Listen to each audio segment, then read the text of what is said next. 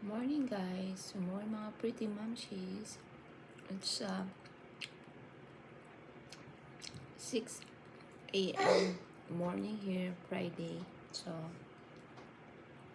taking my breakfast as usual after I prepare mga baon ng bata sa school. So, here,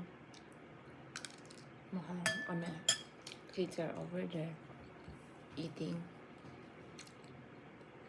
It's time to choose Canada. So, I'm eating the, I don't know what is this, parang ginataang munggo.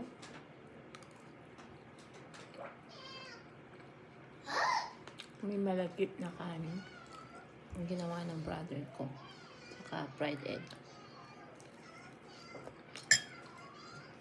And I have my black coffee.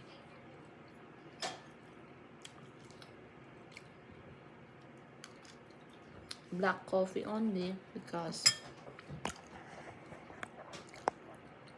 I cannot drink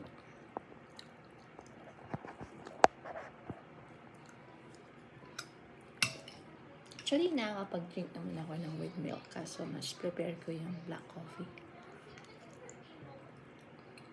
pag kasi may milk na medyo maano na yung tiyan ko.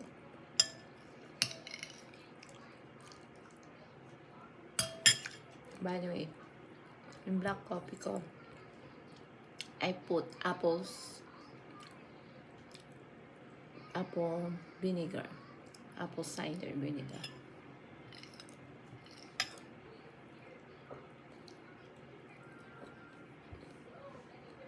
That's why I maintain my weight.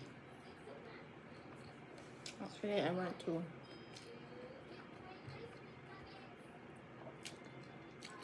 I still want to lose weight, 3 more kilos. For now, I'm on 50 kilos.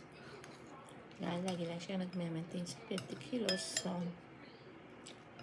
yung diet journey ko kasi, hindi siya going straight. Nagpa-fluctuate siya. Minsan, sobrang pagod.